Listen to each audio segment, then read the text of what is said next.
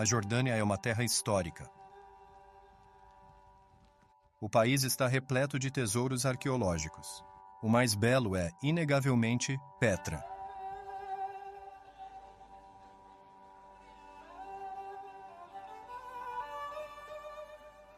Habitada desde a antiguidade, a cidade começou a prosperar no século 6 a.C., quando os nabateus, uma tribo árabe que ali se estabeleceu, iniciaram o comércio de bens de luxo, como incenso e especiarias, com as caravanas entre o Egito, a Síria, a Arábia e o Mediterrâneo.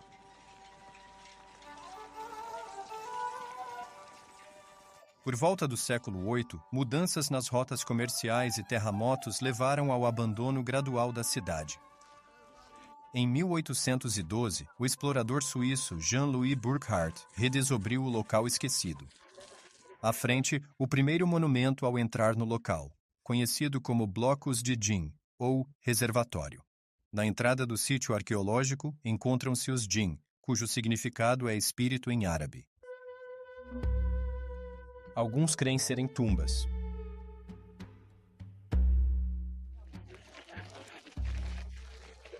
Creio que eram bétulos. Bet é casa em semítico, árabe, e El é Deus. Betilo é casa de Deus. Como estátuas greco-romanas, talvez guardassem as águas. Vazio e tem canais lá no alto, no topo.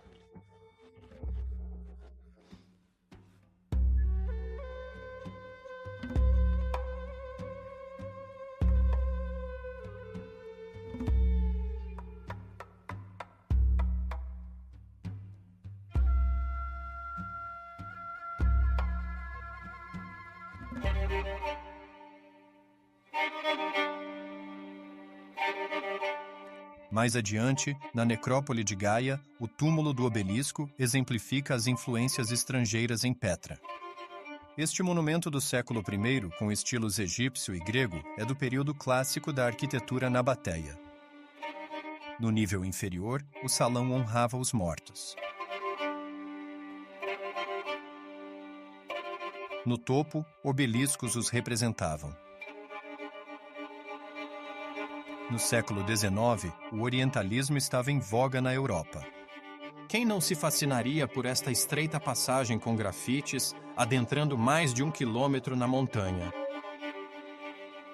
Além de seus deuses, os nabateus aprenderam sua perícia técnica. Criaram aquedutos e reservatórios rochosos que levavam água ao centro da cidade. Aqui vemos parte do sistema hidráulico. Esta é a barragem no túnel, coberta até os anos 60. O túnel permitia desviar o curso do Wadi Musa nas montanhas Kuntá em tempos de seca. A água reencontra o Wadi Musa em Petra. Representa um trabalho enorme. O túnel tem cerca de 80 metros. E o sistema ainda funciona na perfeição. Entramos na cidade pelo Sikh. Sikh significa desfiladeiro. Leva ao centro da cidade. Bab Sikh, em árabe, é o portão do Sikh.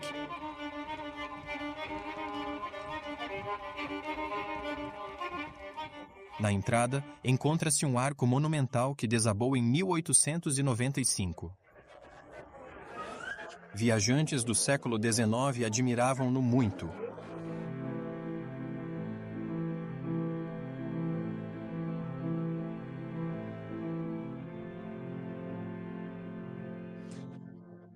O Sikh era um rio. O antigo leito do Wadi Musa teve suas águas contribuindo para a escavação da rocha. Há milhares de anos um rio corria aqui. Seu curso foi desviado para o desenvolvimento da cidade rio abaixo. Foi pavimentado. Basicamente, era uma grande estrada. No século IV a.C., este canto distante da Jordânia abrigou um povo engenhoso.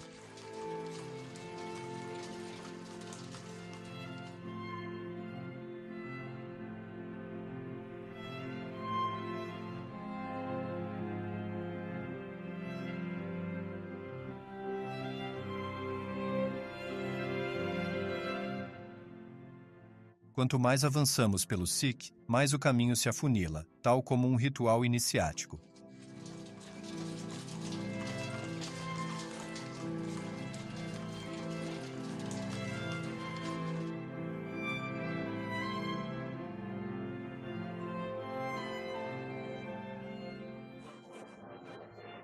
Para o turista, esta é a principal via de acesso. Mas aqueles que trabalham no centro de Petra sabem que o Sikh era apenas uma via de acesso lateral. Era uma via de acesso, mas também um caminho profissional, com significado religioso e cultural. Ao longo do caminho vê-se nichos, santuários e esculturas tanto figurativas quanto geométricas.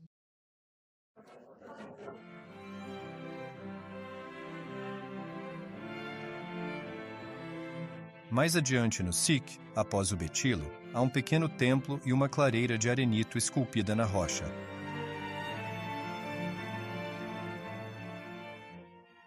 Este é dedicado a Dussehra, o deus supremo dos nabateus.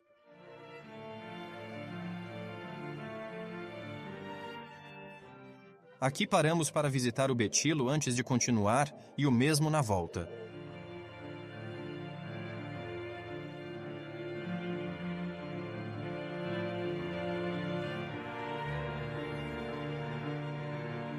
O Sikh funcionava como cordão umbilical para Petra. Canalizava o fluxo comercial e religioso de visitantes da cidade.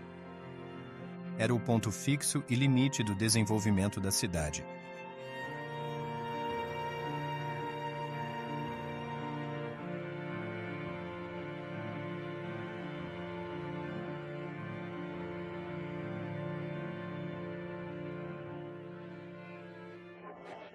Havia canais cortados nas paredes do túnel. Eles sustentavam uma série de canos de barro que levavam água para o centro de Petra.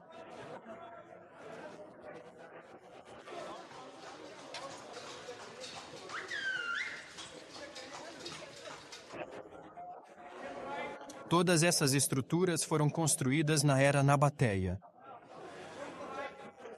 Perto do nascimento de Cristo, segundo alguns colegas, ou um pouco depois.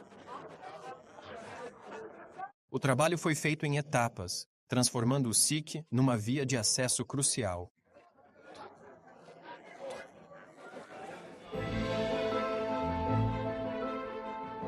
E finalmente, por uma fresta em cortinas de arenito, vislumbramos uma das mais belas vistas do mundo, o Khasneh, o tesouro. Primeiro, uma fresta de luz. Depois, a dimensão total do monumento é revelada.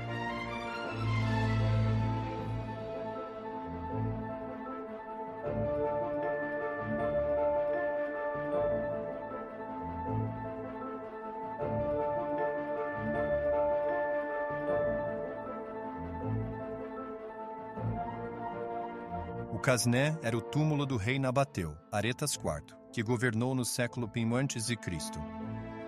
Escavado na rocha, o túmulo tem fachada helenística de 40 metros de altura e 28 metros de largura. Foi cenário para o filme de Spielberg, Indiana Jones e A Última Cruzada.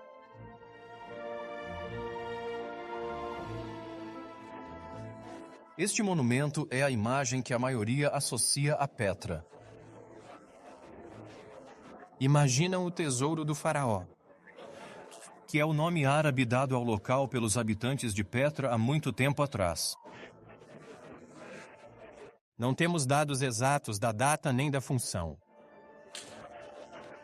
Como acontece com frequência em Petra, não existem inscrições. Nossas suposições iniciais eram de que seria um símbolo de poder real, ou até mesmo um túmulo ou templo funerário para um dos reis de Petra. Um dos reis nabateus, ou um rei e rainha.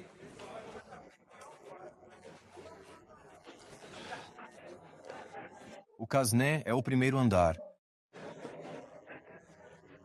Como o vemos hoje, é enganador, porque na verdade ficava de 5 a 6 metros acima do solo, com vista para a praça em frente. acessível por uma grande escadaria que começava no meio da praça. A sua construção cobriu várias tumbas que ocupavam o local anteriormente. A fachada, do século I a.C., sobreviveu bem protegida pelos penhascos de arenito. Diz a lenda que um faraó passou por Petra e deixou seu tesouro na urna sobre a fachada.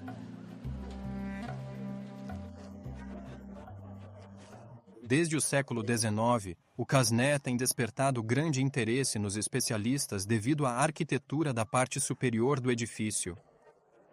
Se isso é um edifício escavado na rocha, assemelha-se à forma arquitetônica vista em pinturas de Pompeia com rotunda central e estruturas laterais compondo o frontão quebrado. Referência óbvia à realeza e ao poder real simbolizado pelas águias no topo, cujas cabeças desapareceram. E o parapeito central com o motivo do penteado de Ísis, o basileion.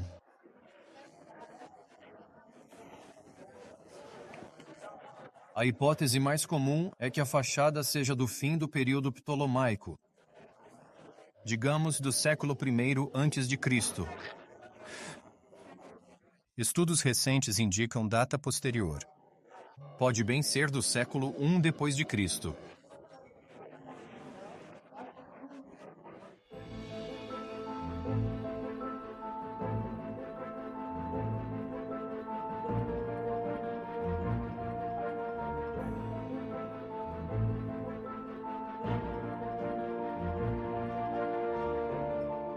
Em cada lado do vestíbulo, encontram-se duas figuras esculpidas, cada uma delas retratando um homem na companhia do seu cavalo.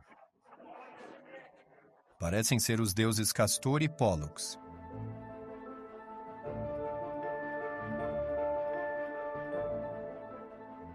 E há um frontão adornado com uma intrincada folhagem.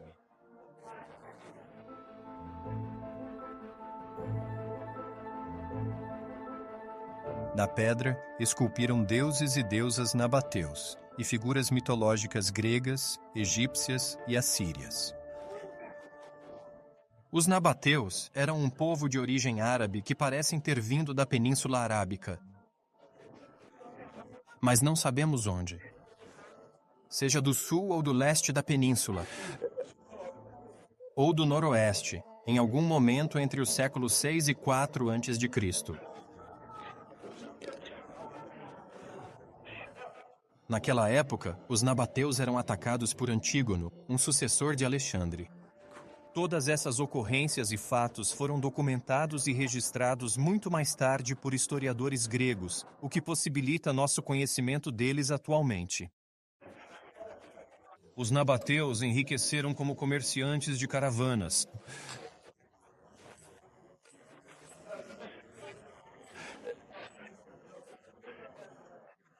Eles comercializavam ervas e especiarias, produtos preciosos e caros que importavam do sul da Arábia, principalmente por caravanas, embora pareça que, em certa altura, também dominaram o comércio marítimo do Mar Vermelho.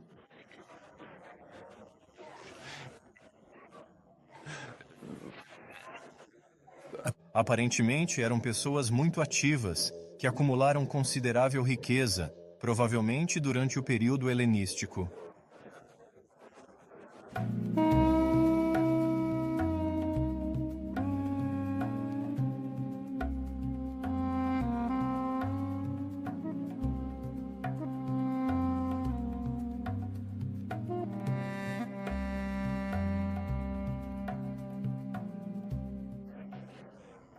Eles tinham tropas militares que aparentemente eram bem respeitadas por outras potências. Como era de praxe na época, eles arrendavam ou destacavam as suas tropas militares para o serviço de outros soberanos, uma prática muito comum.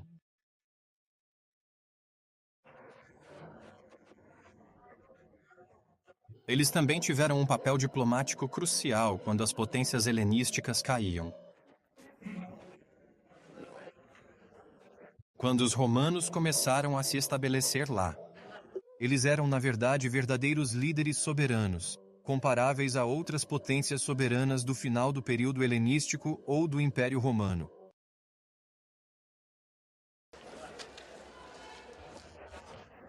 Não sabemos se houve um declínio. Sabemos que o centro de gravidade do reino mudou para o norte. Até se sugeriu que o último rei, Rabel II, fez de Bosra sua capital, ou ao menos a segunda, uma cidade importante no sul da Síria. Isso explica, pelo menos em parte, por que os romanos mais tarde nomearam Bosra como a capital da província da Arábia.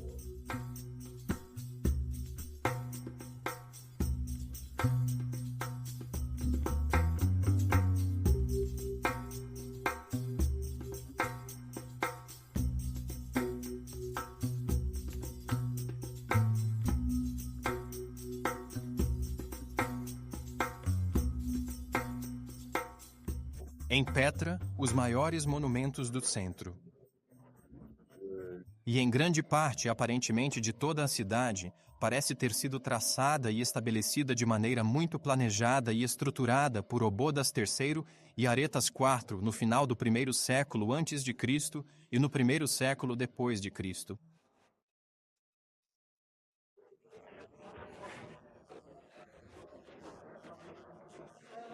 Não temos a impressão de uma cidade em declínio. Pelo contrário, era uma cidade em crescimento. A era romana deveria ter sido um período de declínio para Petra, porque a importância administrativa e política de Petra, ao que tudo indica, foi reduzida e transferida para Basra ou para outras cidades mais ao norte, em benefício de Bostra ou de outras cidades situadas mais ao norte, mas, de qualquer forma, as escavações na cidade atualmente parecem indicar que eram de grande importância e que a população da cidade era. De qualquer forma, uma grande parte da população era muito próspera.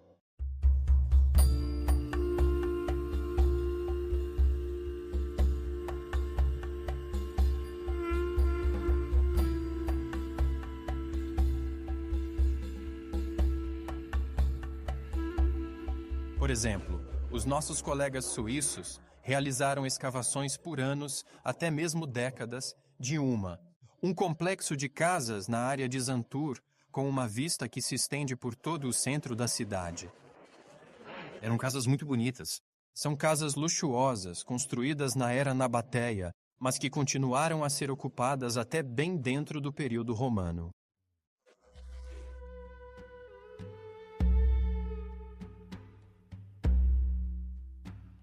Atrás do Casné, uma passagem mais larga que o Sikh conduz à Cidade Baixa, onde encontramos as ruas de Fachadas e a necrópole.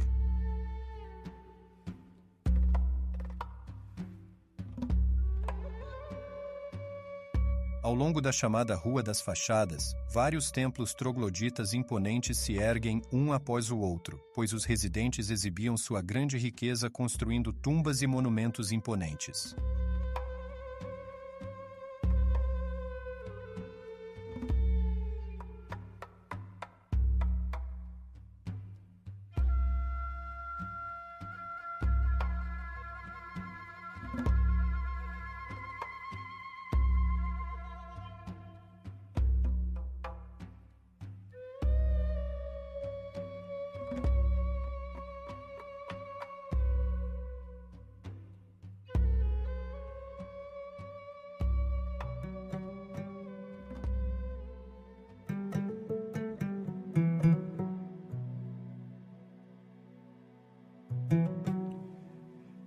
Nesta necrópole de mais de 800 tumbas no deserto, os bedunos vivem em paz, pois o deserto é só deles.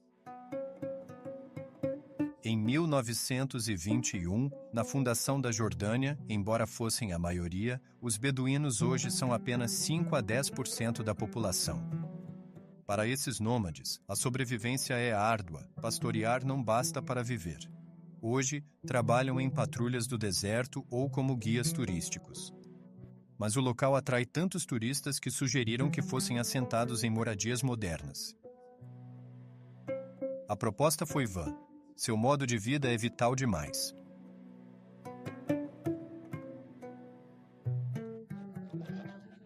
À esquerda, o teatro nabateu, similar a um teatro romano, mas construído pelos nabateus.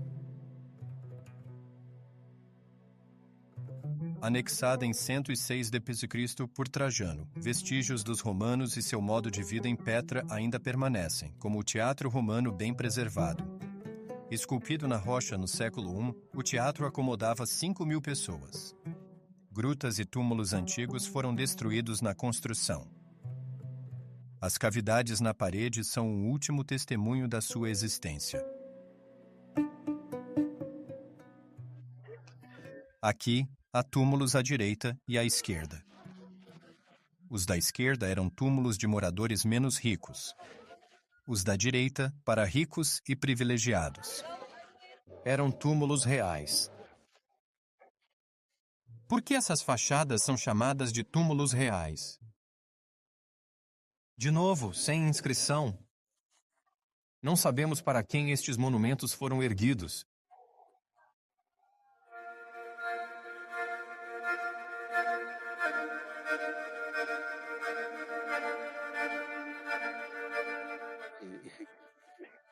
É possível, se você quiser fazer um jogo de prognósticos, chegar a uma cronologia relativa.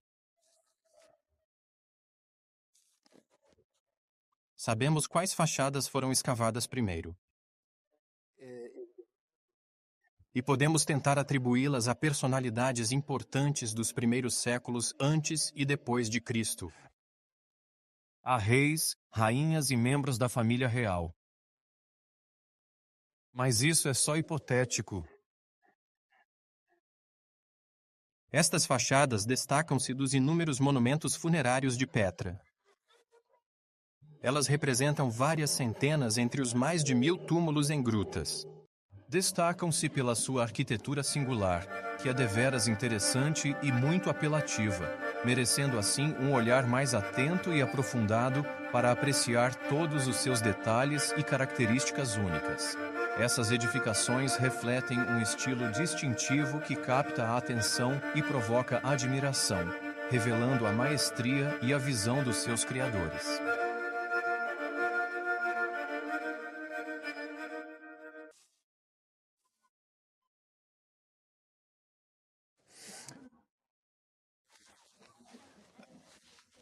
Digno de nota é o túmulo conhecido como túmulo coríntio, que, tal como o Casné, é encimado por uma rotunda decorativa. Similar a outro monumento em Petra, o Deir, que significa mosteiro. Estas fachadas são coroadas por uma ordem superior, organizada em torno da rotunda, algo raro para a região e excepcionalmente sumptuoso.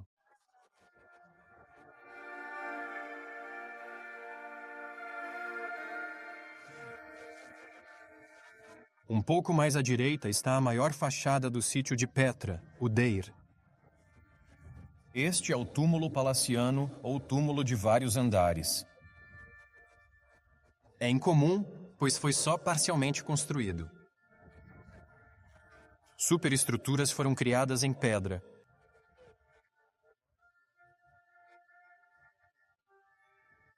Ainda há grandes seções na fachada.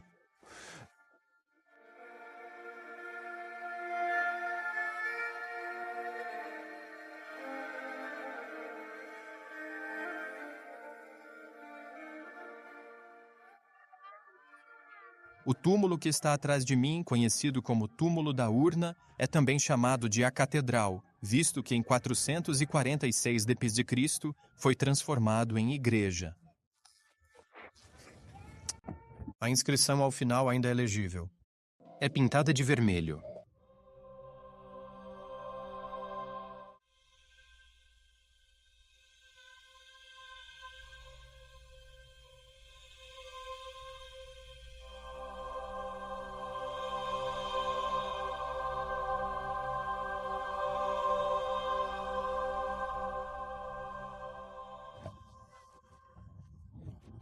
O túmulo urna era uma tumba grande. da qual certas grutas e túmulos ainda são visíveis ao nível do solo.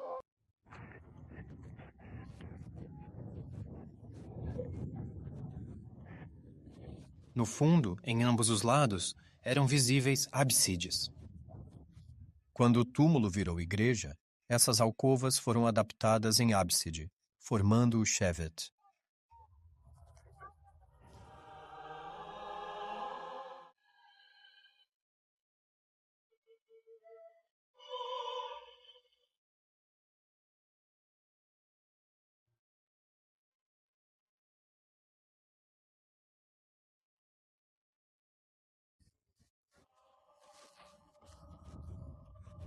Como podem ver, havia um grande terraço rodeado por pórticos esculpidos na pedra que conduziam às arcadas de pedra, que desabaram algures antes do século XIX, dando-lhe uma aparência muito invulgar.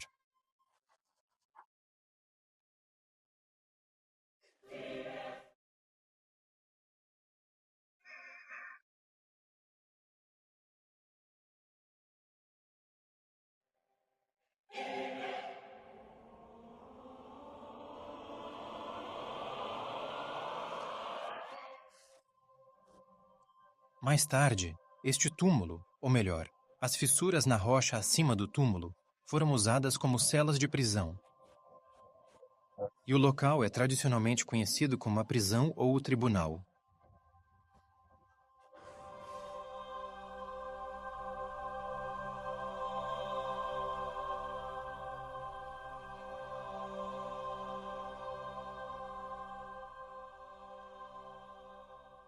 Pela primeira vez, nós de fato possuímos uma inscrição escrita.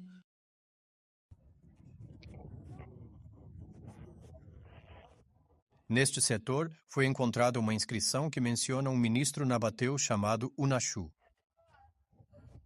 Ele viveu no século I, por volta de 70 depois de Cristo, e que parece ter tido seu túmulo aqui. A inscrição é interessante porque menciona a dependência do túmulo, mostra que o túmulo não era apenas um monumento, mas todo um complexo funerário, com um jardim, um pórtico e uma cisterna.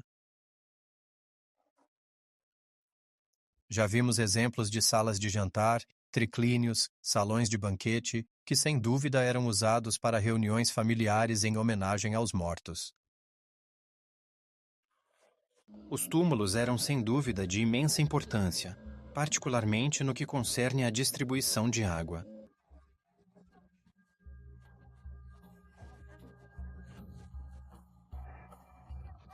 Existe toda uma rede de canais para a captação e distribuição de água. Havia também a presença de diversos canais de água. Os canais de água sempre aparecem nas fachadas.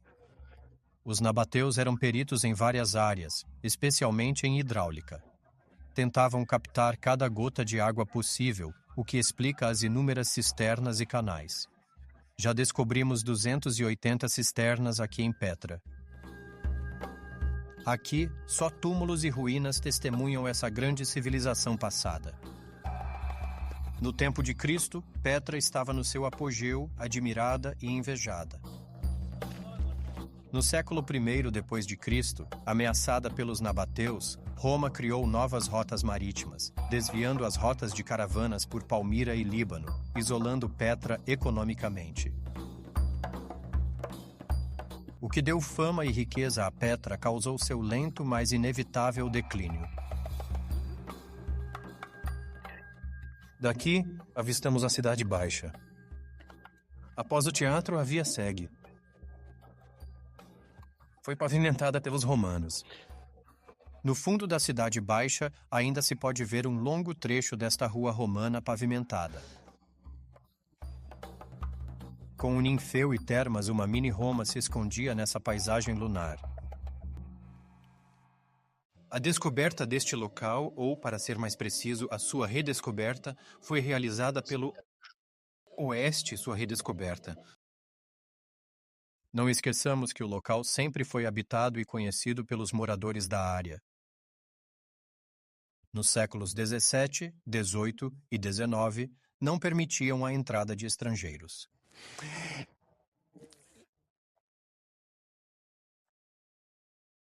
A lenda dizia que estes monumentos antigos continham tesouros escondidos que a população local queria proteger.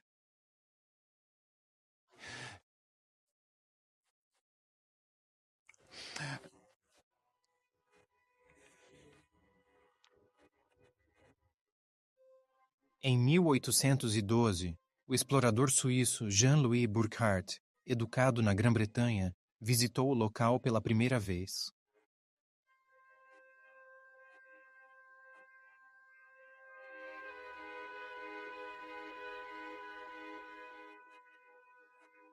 Ele conseguiu entrar no local fingindo ser um seguidor de Harun, um peregrino, que veio sacrificar uma cabra para o profeta cujo túmulo dizem estar situado na montanha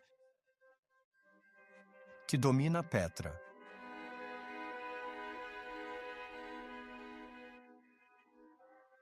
Ele estava a caminho da Síria para o Egito e temia ser confundido com um espião.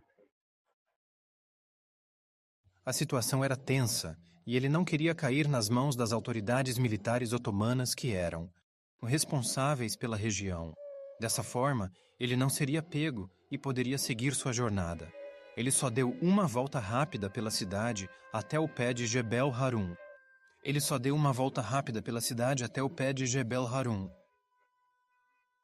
Seu guia suspeitou dele, e ele mal conseguiu fazer um esboço rápido do tesouro de Casné antes de atravessar a cidade e seguir em direção ao Monte Arão pelo caminho que ainda hoje é usado por caminhantes.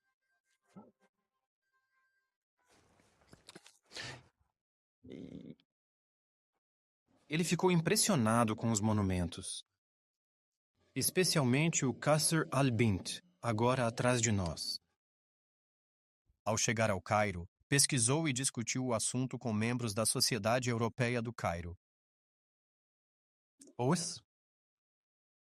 Da Sociedade Europeia que estava estabelecida no Cairo, e encontraram referências que o ajudaram a reconhecer Petra como sendo sua serva.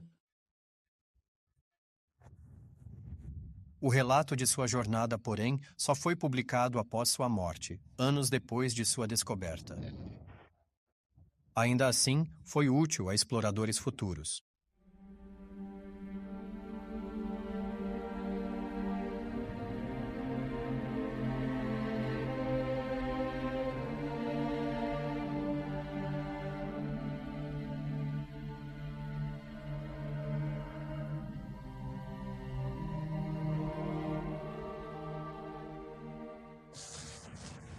David Roberts, pintor escocês, visitou Petra.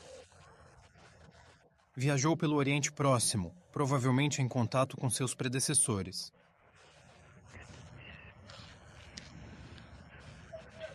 Sua foi a primeira série de desenhos realistas excepcionais. Para arqueólogos, estes documentos são interessantíssimos.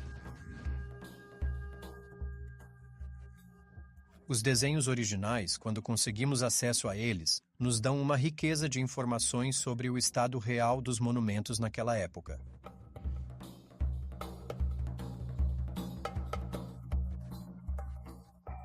Ele fez uma série de desenhos transformando-os em gravuras, algumas coloridas. David Roberts foi um dos primeiros artistas a ter seus desenhos publicados coloridos. As gravuras de Petra foram muito populares na Europa e América. Seguiu-se uma leva de grandes viajantes. E, finalmente, no final do século XIX, as primeiras expedições arqueológicas e também epigráficas surgiram para estudar as inscrições nabatéias. A primeira grande escavação arqueológica de grande escala teve início quando a Jordânia foi reconhecida como um estado independente, logo após o término da Primeira Guerra Mundial.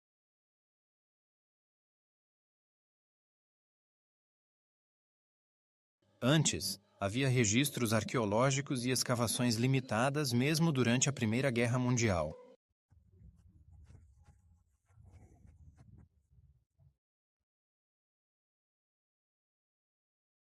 desde 1920 britânicos.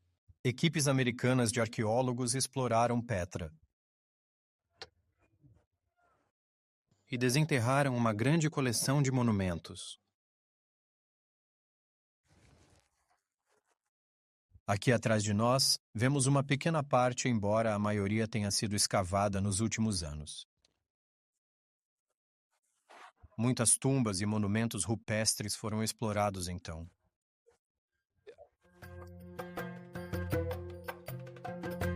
Petra, por sua importância, virou Patrimônio Mundial da Unesco em 6 de dezembro de 1985. A área ao redor virou Parque Arqueológico em 1993. Nos anos 50, 60 e 70, as explorações focaram no centro da cidade, especialmente a longa rua pavimentada, o eixo central. O grandioso edifício que se encontra agora atrás de mim, tradicionalmente conhecido como o Grande Templo.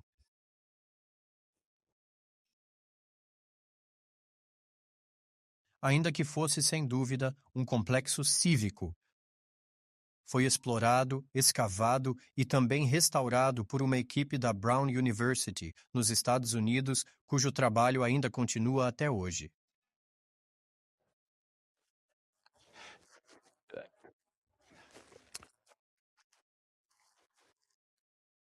Em 1999, a equipe francesa continuou o trabalho iniciado nos anos 80 no grande templo Qasr al-Bint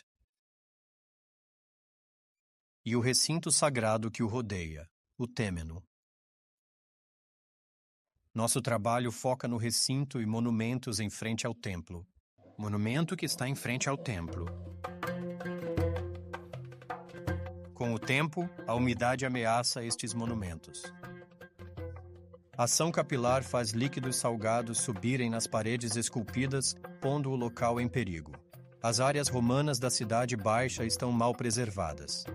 Essas construções sofreram com o terremoto de 363 d.C. A maioria dos templos está concentrada na Cidade Baixa. À nossa frente está o templo Qasr al-Bint, o maior dedicado a Dushara, a divindade suprema do panteão nabateu. Este monumento é único por ter sido todo construído em Petra. Ele ainda está de pé graças a uma técnica artesanal. Os 3 frisos de madeira ajudaram a preservar o edifício. O castelo da filha do faraó, de 1974, é o único em Petra não esculpido na rocha. As paredes que restam são de um altar a Al-Uzza, a Afrodite nabateia. Uzza, deusa pré-islâmica da fertilidade, reverenciada em Meca, é citada no Alcorão.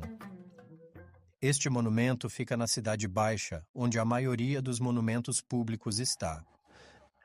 Era a Acrópole de Petra.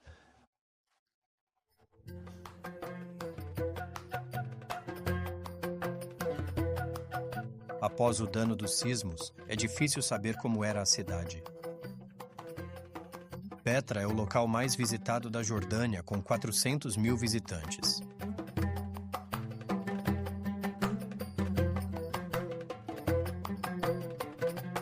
Mas voltando a 330, Petra, no Império Bizantino Católico, o Império incentivou o cristianismo na Cidade Baixa, construindo igrejas. Uma catedral e 3 igrejas foram achadas, mas em 19 de maio de 363, Petra foi atingida por um forte terremoto danificando monumentos como teatro, igrejas e aquedutos. A cidade, enfraquecida pelo domínio romano e queda do comércio, não foi reconstruída e os habitantes a deixaram. Cirilo, bispo de Jerusalém, afirma que quase metade da cidade foi destruída quando o terremoto ocorreu à 3ª e 9ª horas da noite, descrevendo o terremoto e seus terríveis abalos sísmicos.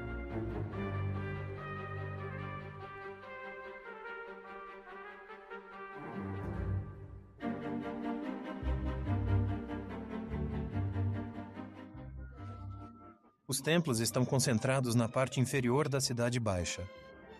4 templos e a catedral. É uma igreja bizantina dos séculos V e VI. Descoberta, escavada e restaurada por nossos colegas do Centro Americano de Amman nos anos 90, consiste no pátio onde estamos. Para a reconstrução, sobretudo das capelas da igreja, reutilizaram-se blocos de pedra das épocas nabateia e romana.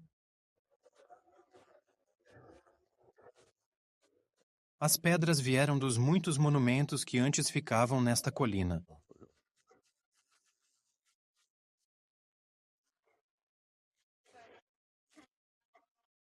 Há um batistério aqui nos fundos que é muito interessante. Batistério lindo, que aguarda restauração. Como podem observar, no centro do pátio, o átrio é uma grande cisterna com formato de garrafa, o que é bem comum para cisternas em áreas de inclinação. Comuns em Petra.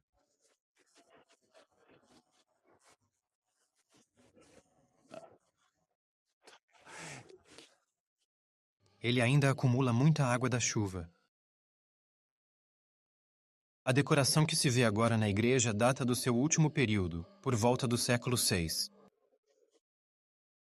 O mosaico nos corredores está muito bem preservado.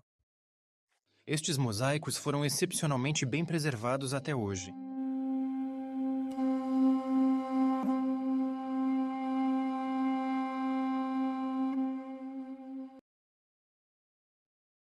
Não são tão refinados como os que se vêem em Madaba. Eles são mais similares aos mosaicos palestinos do mesmo período em particular, aqueles que foram descobertos na área de Gaza. São interessantes. De um lado, retratam imagens muito originais de animais da criação, que não devem ter sido vistos com frequência por aqui como girafas, por exemplo. Do outro lado, há uma série de personagens cujo tema central é a sabedoria de Deus que governa o mundo e o clima. Do outro lado, podemos contemplar as representações mitológicas das diferentes estações do ano, com suas figuras e simbologias.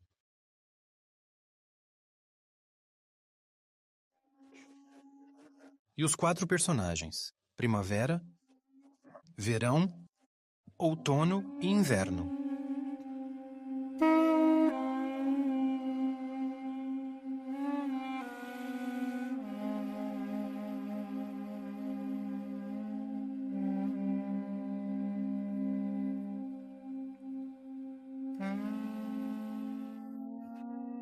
A escavação atual do Qasr el-Bint, feita pela missão francesa, pode ser vista abaixo.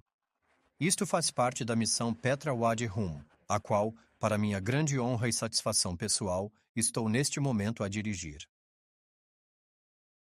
Todo o setor está a ser trabalhado, que era parte da esplanada de becos antigos do grande templo, o Qasr el-Bint, cujo nome, Castelo da Filha do Faraó, se refere a uma lenda local.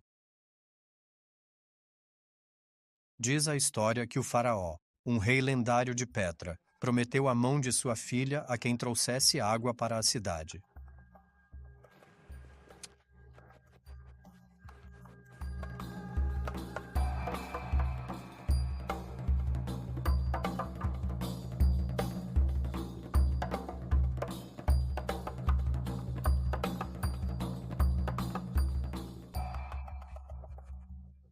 O interessante aqui é que, debaixo das pedras do pavimento, descobrimos os restos de casas anteriores ao templo nabateu.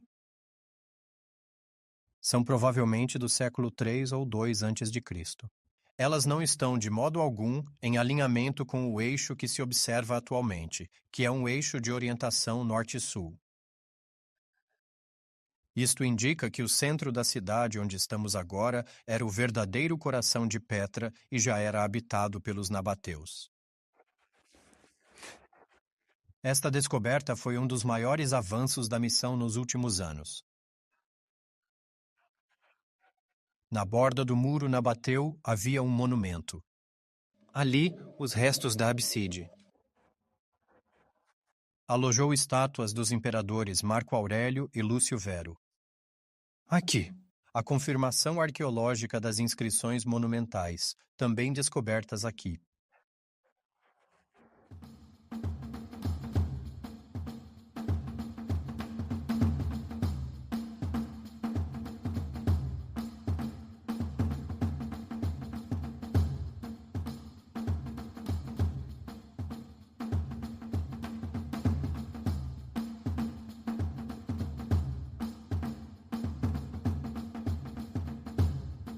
A peregrinação a Petra continua e só após subir a escadaria de 800 degraus na rocha, pela encosta, chegamos ao Deir, o mosteiro.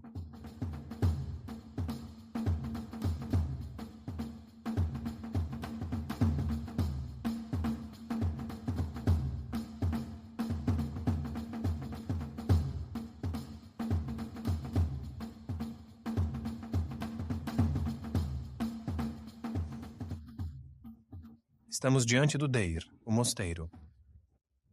Trata-se de um túmulo, muito semelhante às outras tumbas reais. É similar ao tesouro, ou Kasné, a fachada mais bem preservada de Petra. A decoração é menos rica, mas um pouco maior.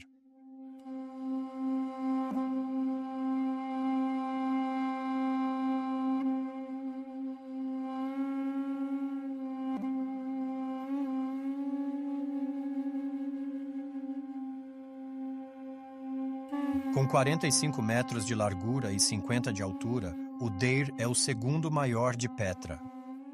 O nome Deir foi dado no século IV, na era bizantina, quando foi mosteiro dos primeiros cristãos. Esculpido em arenito amarelo, este túmulo antigo é similar ao Kasné, o monumento principal em Petra, mas menos elaborado. A urna principal mede 10 metros de altura.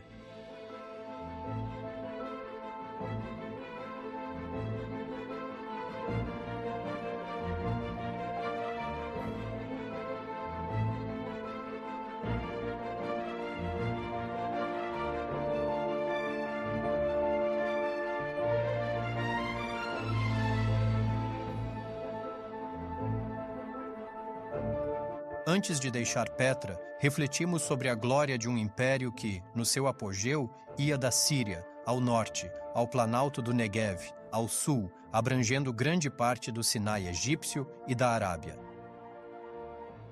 Facilmente imaginamos estar no Zekes Iwa, no Vale dos Monumentos. Aqui, a cor rosa natural do deserto não tem a ver com um pôr-do-sol espetacular ou maravilhas artificiais de um filme Technicolor. É um dos mais belos desertos, diferente das vastas extensões do Saara.